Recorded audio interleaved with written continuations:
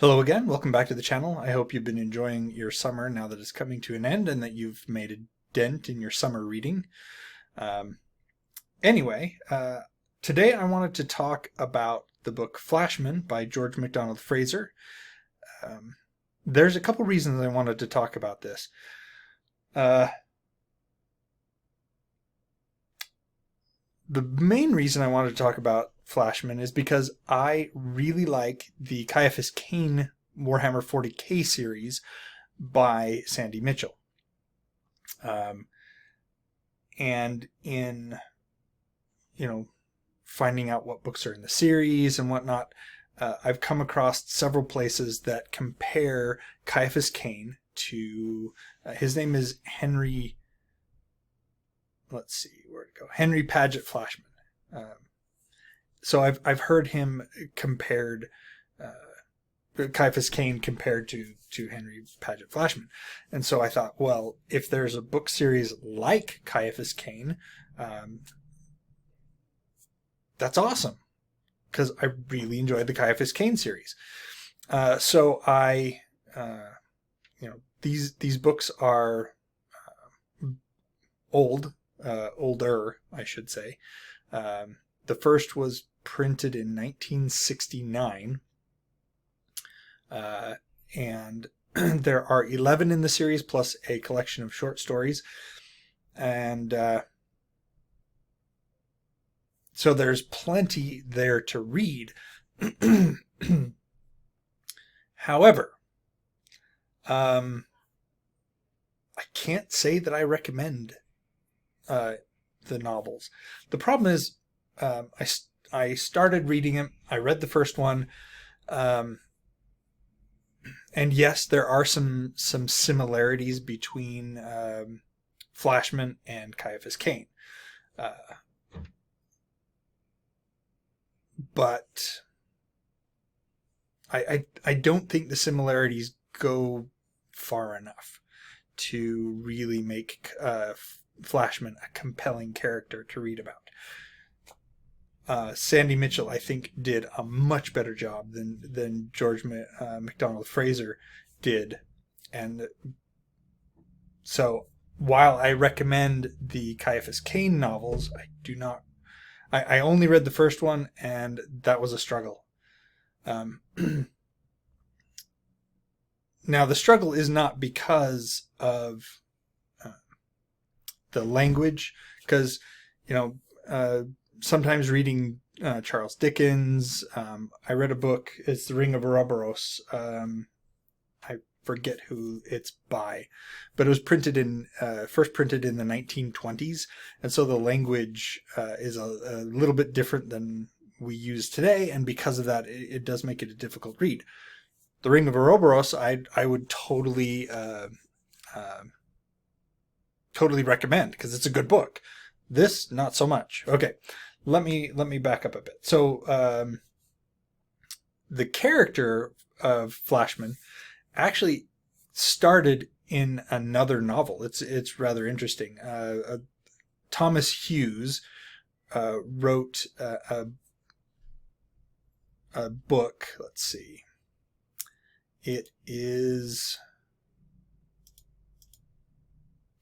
Tom Brown's School Days.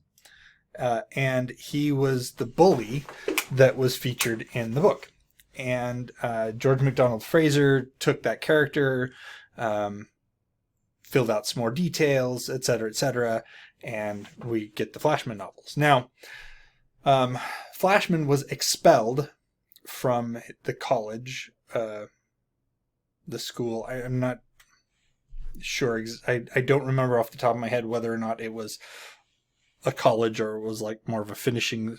I realize finishing school is not the correct term here, but something of that nature, where it was like a high school that was going to lead into college or something like that. Anyway, he was expelled for drunkenness, and so he joins the British Army. Now he's hoping, because he is a lazy coward, that joining the army, they'll basically give him a desk job, and he won't have to do much. It'll bring in the money that he needs, and he'll just be able to do whatever the heck he wants. And he is assigned to the 11th Regiment of Light Dragoons, commanded by a Lord Cardigan. And he becomes a toady among toadies to Lord Cardigan. Well, because he is a very despicable fellow, he begins an affair with another officer's lover. And he is challenged to a duel. Now, this is when, we see kind of the depths to which Flashman will sink to avoid consequences for his actions. So he has this duel, and he pays the guy who's supposed to load the pistols. He pays the one guy to give his opponent a blank gun. And instead of shooting his opponent, he fires off to the side and shoots a bottle. And apparently everybody is really impressed. And that's kind of the theme of the Flashman novels. He does something despicable and reprehensible, and it turns out that it's a lucky coincidence, and he just happens to gain from that. So he gets sent to Scotland because everything comes out that because of the fight, not because of the shooting thing, but the reason behind the duel emerges. They send him to Scotland. He gets quartered with a textile industrialist and takes advantage of one of the daughters. And then he is forced to marry. It's rather interesting that he has to resign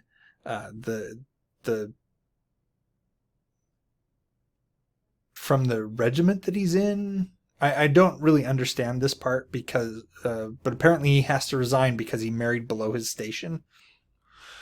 Anyway, they send him to India, and he is from there. He shows off that he's really good at language and writing, like riding a horse, not writing as in with a pen.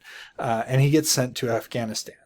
In Afghanistan, he notes that this particular point in the British Empire, Afghanistan was probably the most rebellious and fractious part of the British Empire.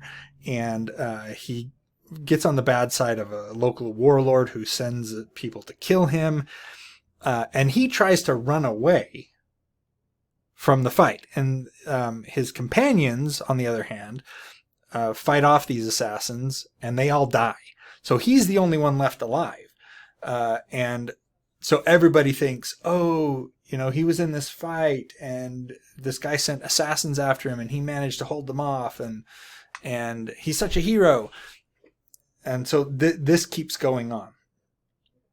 The thing is that while the story was well written, while the characters had, at least the character of Flashman had some depth to him, and it's interesting that it is set in these historical contexts, that the novels are set in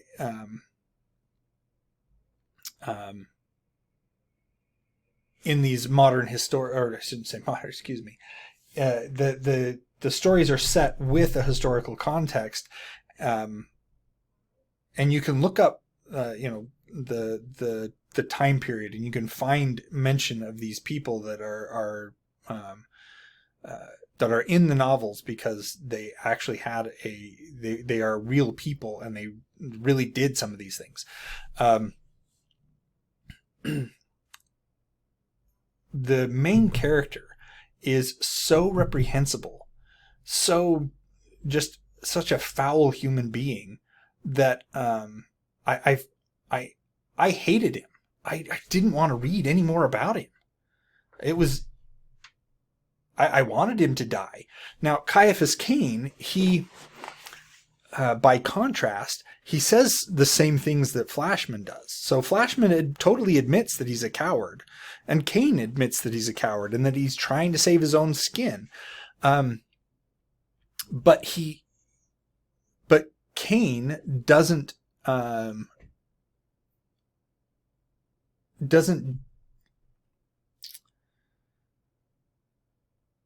Kane, being the anti-hero he is, he realizes that he does need to step up and be heroic every once in a while, whereas Flashman does not.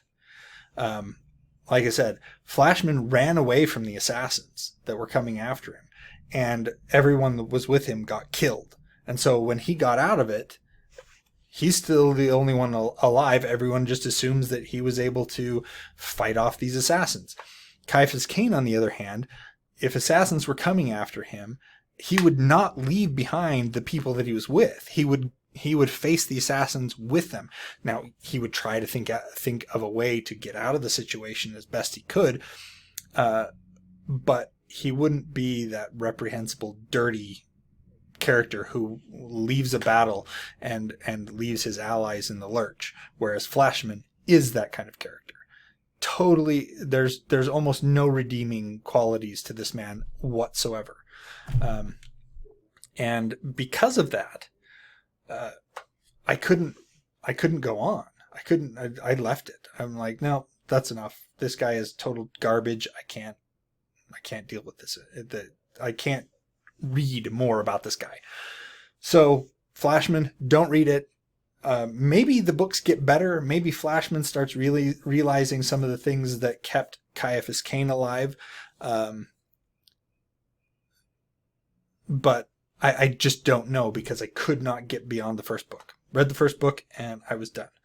Caiaphas Cain, on the other hand, Sandy Mitchell does a much better job of portraying the anti-hero. You have to do it right. Otherwise, you have a terrible protagonist on your hands and nobody will like them. How this got published and how it got 11 total books in the series, and I don't know, because at one I would have left it and I've been like, blah, this is garbage. This Bernard Cornwell on the cover that says Flashman is one of the great characters of modern fiction. No, he's not. He's a terrible character. Terrible character. Anyway, that's it for today. Let me know if you've read either Caiaphas Cain from the 40K novels, or if you've read any of the Flashman novels. Once again, I don't recommend them. Maybe somebody out there has had a different experience. Maybe if you get, like I said, maybe if you get further into the series, Flashman starts doing things that bring him up in the reader's estimation. But the first book, he's garbage. Like, share, subscribe, all that jazz. And until next time, enjoy what you're reading.